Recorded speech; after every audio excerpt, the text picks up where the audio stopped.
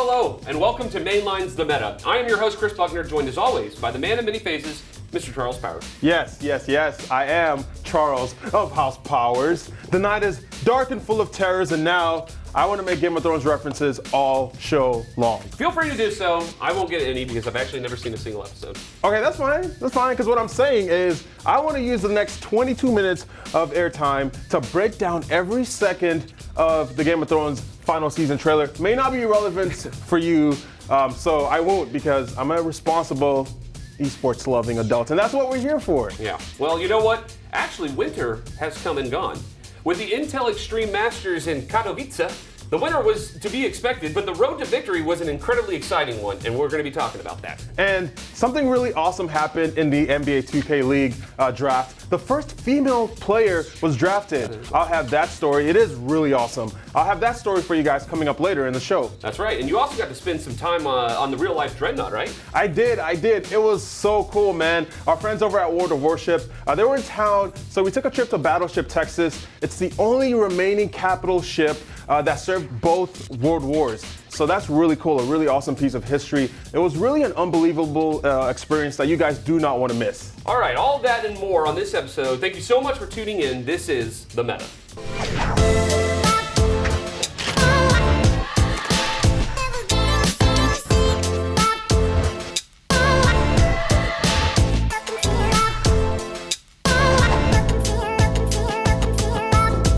We start with some Intel Extreme Masters action. Astralis won the CSGO tournament. Of course. But Ints won our hearts. I have no idea what their logo is, but I do know what I like. Ints, before the tournament qualifiers, was ranked 14th in the world, according to HLTV, and are now ranked 4th. The two teams directly ahead of them in the rankings are Team Liquid and Na'Vi, the two teams they beat to meet Astralis in the finals. Throughout the entire champion stage, Ints was down and it looked like they were done, but they just kept fighting back every single time.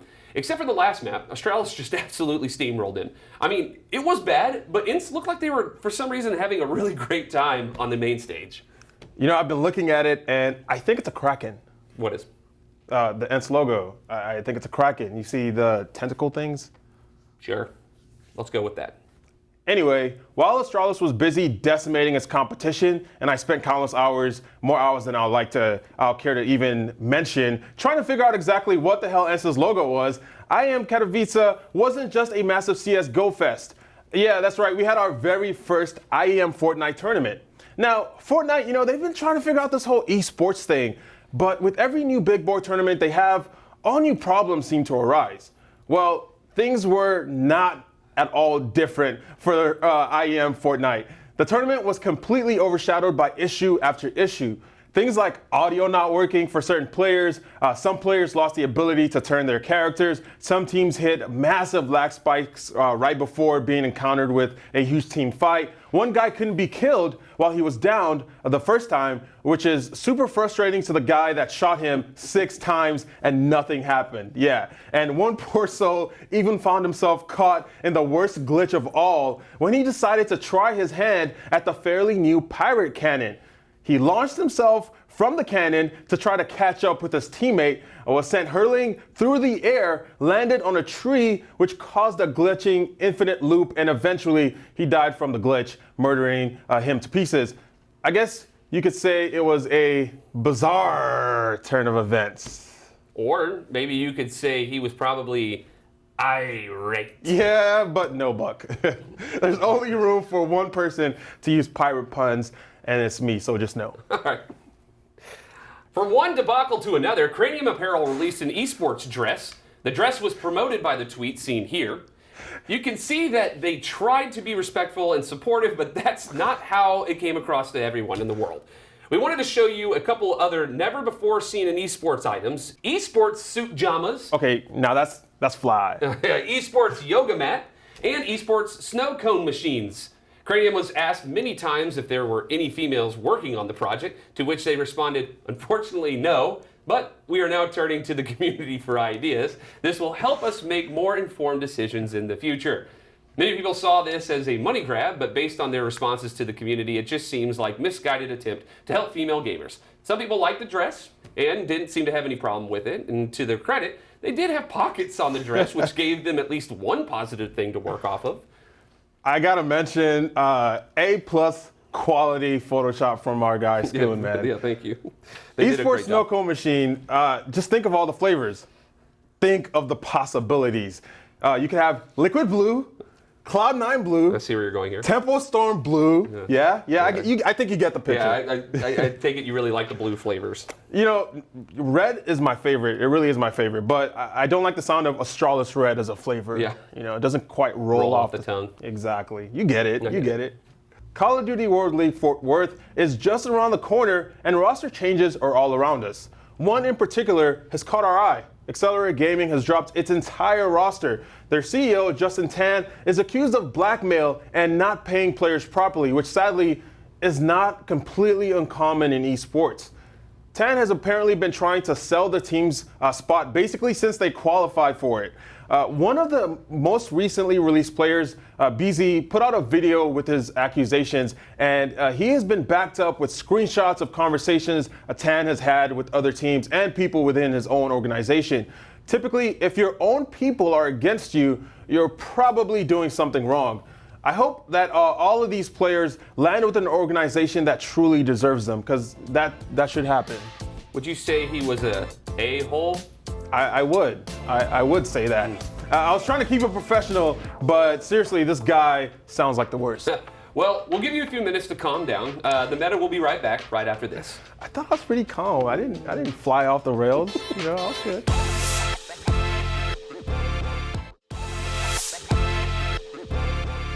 Welcome back. We returned with a more uplifting story than our last. The NBA 2K League has had their draft for Season 2, and it included the first female player to be drafted in the league. That's pretty freaking awesome. Yeah. Chiquita Evans, a former college and semi-pro basketball player, was drafted by the Golden State Warriors' own team, Warriors Gaming. Pretty basic naming convention, but whatever works. Evans' basketball career was ended by injury, but she found a way to still compete in the game that she loves. This is a really cool story overall. Adam Silver, commissioner of the NBA, commented on the lack of gender diversity in the league last year by saying it was a disappointment for all of us so far. You know, the league really took those comments to heart and held a focus group to find out what the barriers were for those female 2K players. One of the main problems they found is that male gamers just were not passing the ball to female gamers, which if you can't get the ball, that will have a very severe impact on your stats, right? Shocking. Right. The league started to take a harder look at what players did when they did get the ball instead of just the overall stats, which has really helped things. Yeah, you really have to admire the work that everyone is putting in to make this league work. For more on that, here's our report. With the second pick of the 4th round in the NBA 2K League draft, Warriors Gaming Squad selects Chiquita 126. We're less than a month away from the start of Season 2 of the NBA 2K League, and some big headlines are already starting to drop. None bigger than the one main storyline coming out of the draft this past Tuesday, when the Warriors drafted the first ever woman into the still fledgling 2K League. Drafted onto the Warriors gaming team in the 4th round, Chiquita Evans was one of only 2 women in the draft pool, but the former college player hopes to make strides on the 2K scene this season. The process just to get to the draft is a grueling one. The tryout process starts with global qualifiers, which consists of approximately 7,000 2K players from all over the world. After the qualifiers and the combine, only 144 players were asked to participate in this year's draft poll for the second season of the league. Evans, who went 56th overall, didn't just break 2K barriers, she broke gaming barriers. Female representation in esports has been an issue for a long time, and leagues have been under fire lately as many fans don't feel like female players are given a legitimate shot to compete in various leagues like Overwatch League, CSGO, and League of Legends. In NBA 2K, however, men not allowing female players to really shine has been a huge problem. It has been known for some time that female players see the ball at a massively reduced rate to their male teammates. That was that pickup. I'm going to go back and continue reading the rest of the script. The NBA 2K League knows that this is a problem and has started making strides to fix these issues in their game where other leagues just haven't. The 2K League, much like its professional counterpart, the NBA, wants to find ways to have more inclusivity in its sport and make sure that female players who prove themselves have just as much of a legitimate shot at making a team as any male counterpart. Season 2 of the NBA 2K League looks to be even more exciting than the first, with many faces changing. The reigning champions of the 2K League, Knicks Gaming, look to take the title again with 4 of its core players remaining with the team. A lot of teams will be competitive this season, but it's hard to argue that the biggest storyline all throughout Season 2 will be just how well Chiquita Evans performs in the 2K League. Having been a collegiate athlete and former semi-pro, Evans brings a whole new perspective and work ethic to the 2K League ranks. For The Meta, I'm Charles Powers. We'll be right back.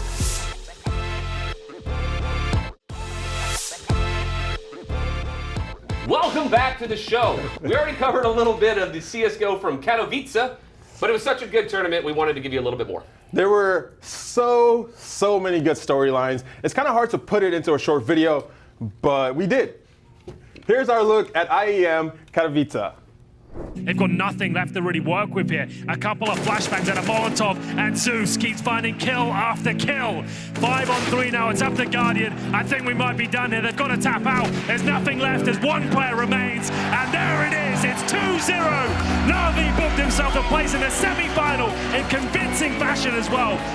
Another smoke pick put there, so he gets back to the cubby instead. Nades will go immediately by him, and the fact that he spotted 2 nades confirms that there's 2 there. And I almost feel sorry for what Cold's gonna do, because they had no idea he was in the corner. He steps back out, and he absolutely takes the round away. Likely the series. Cold on 4. He's come down with a sickness they don't have the cure for. And he's looking for the ace just to shut it out. They're even gonna let him. They're all standing there saying, go for it, buddy. Either way, this is done. Renegades will bow out now. Legends, but no further. For a crossfire. 20 seconds. These next couple kills could very well finalize this map if they go the way of the CTs. And Twist and a CZ come in massively. He can't get his hands on the AK though. McNabb still laid in wait, gets caught by Sergey. Meticulous on the approach on A, leaves no corner unchecked. And that's the round done. Ents pick it up. Is this the end for Liquid in Katowice? Alu, 32 kills to his name's gonna add another one, and here's the crossfire. Alu with 2. This could be all she wrote for Liquid. 20 seconds left, and Alu chipped in for a 3rd and a 4th.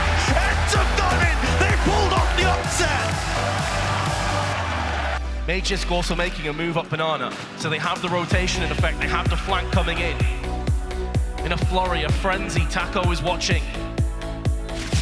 Zipex being tagged from all angles, gets the first, Magisk with a second. It's all down to Fur. They know where he is. He's gonna get caught, and Astralis will move through potentially. He's gonna be very close actually, but I think they have the defuse. A masterful melding of skill, determined, and composure. A real symphony of counter-strike from Astralis.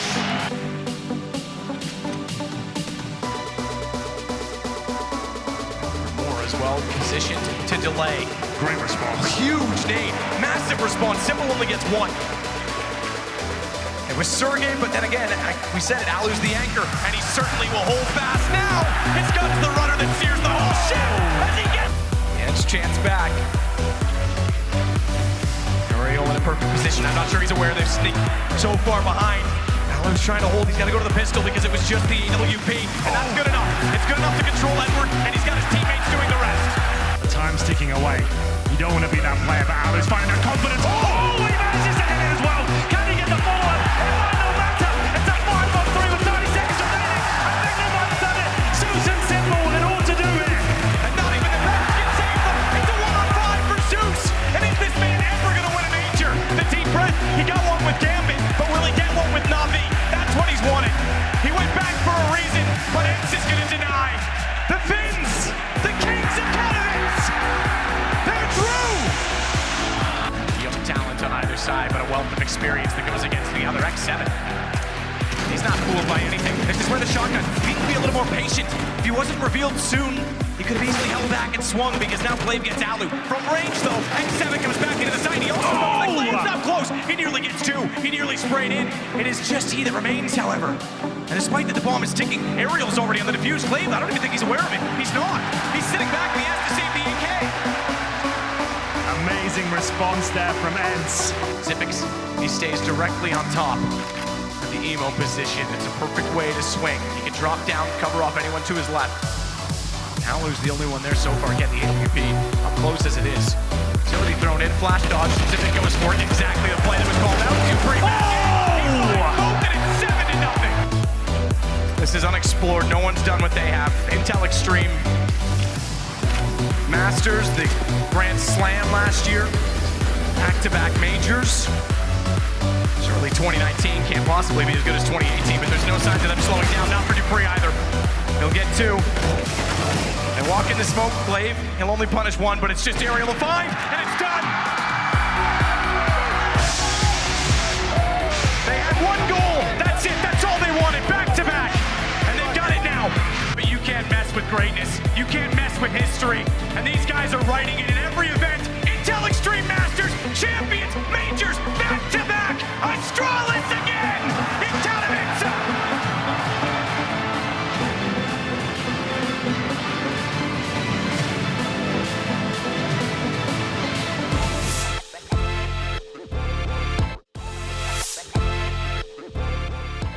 Ahoy, mateys! Hey, look at me. I'm the captain now. Makes me so uncomfortable. Charles, you got to do something pretty cool with our friends over there at Wargaming, not to change the subject. Yeah, I did actually. They invited me and our crew out to tour the USS Texas the day before they did their big player event for World of Warships. Really awesome. We got the chance to see this amazing ship, and we would like to share part of our experience with you. Take a look.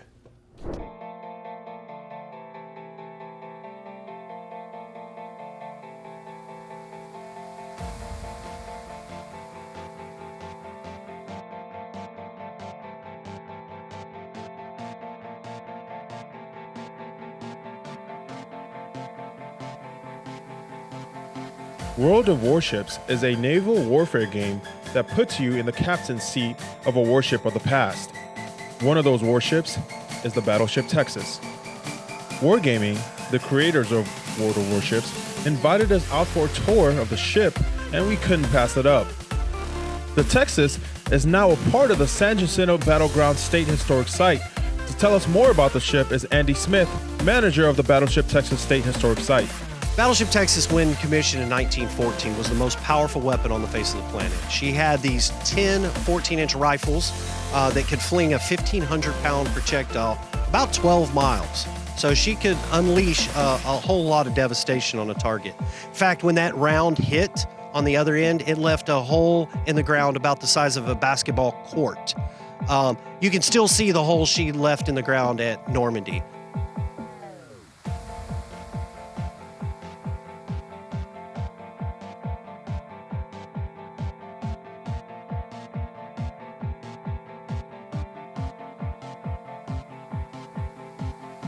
Between 1942 and 1944, she was ramping up for probably her biggest action, which was the invasion of Normandy, so D-Day. And she was one of the ships there to provide the gunfire support. She supported Omaha Beach and Pointe du Har, and was very instrumental in the success of those landings. All that firepower is hard to imagine. This dreadnought was a force to be reckoned with, but it was nothing without its crew. Seeing where they worked on the top deck was incredible, but it didn't prepare me for the small city that once housed the crew below. I'll let Andy pick back up with this tour. Battleship Texas, when first floated in 1914, had a crew of about 1,000 men. That's officers and enlisted and Marines. But throughout her career, she grew, not necessarily in size, but in crew size. So by World War II, that number was almost 1,800 men aboard. So she almost doubled in crew size. So that's why as you walk aboard the ship, you'll see a lot of racks or beds throughout in places that you wouldn't think anyone would want to sleep. But with that many crew and that expansion of crew, they had to make use of every space they could. A sailor was given everything he needed to survive, but almost everything else could be bought in the downtown area of the ship. The soda fountain below deck was a surprise, but every part of the ship had something that caught my eye. One of my favorite things is playing on these guns. And you know what? Everyone loves to come play on the guns. Since 1948, when this ship came here, we have pictures of generations of people playing on the guns. But you know what's more fun than playing on these guns? Going home and playing the ship in World of Warships. It is awesome, and they've done so much to help this ship out. We cannot thank them enough. So come on out, visit the ship, play on these guns, then go home and play the ship for real. I truly enjoyed my time on the Texas. The work the crew has done to maintain the ship is amazing, but there's still more work to be done. For more on the Texas and ways to help, visit battleshiptexas.org or find the Texas Parks and Wildlife Battleship Texas page. Once again, we have to thank our friends at Wargaming for this amazing experience and look forward to covering World of Warships on a later episode. Well, that about does it for this episode of The Meta. Charles, I'm really kind of jealous that you got to spend an entire freaking show on a battleship. It was cool. But lucky for you, it's a public park. Go visit, donate. That's Our right. public parks really need your help. This PSA brought to you by Chuck, the friendly forest hamster, who also is the sponsor of this week's episode. I really hope we have a graphic of Chuck. Guys, thank you so much for spending some time with us. Follow The Meta on Twitter to keep up with all of our silly antics. Oh yeah, and also show some love to Mainline Esports on Facebook, Twitter, and Instagram. We're doing a pretty cool giveaway. You can still get in on if you hurry. That's right. For Charles, myself, the crew of The Meta, and the Mainline family, thank you so much for watching. We'll see you next week. Peace. Okay, 3, 2, not even close. Ahoy, mateys! Charles, you got to do something special that was pretty cool with our friends over at Wargaming. But with every new big boy tournament, oh man. Oh, that was close. Yeah. That about does it for our episode of The Meta. That about does it here for, no. Well, that about does it here for this episode of The Meta. Should I mention the reason I'm wearing the hat? Because I look like a 6-year-old. All right, let's go. We Why are you wearing a recording hat, Buck? on Because that, I look right? It's like still a rolling? whore. Julio. Oh shit. Yeah. We got that on. We got that. Turning fire on it. Somebody takes them all. Can't pass by this hill right now. It is just too dangerous.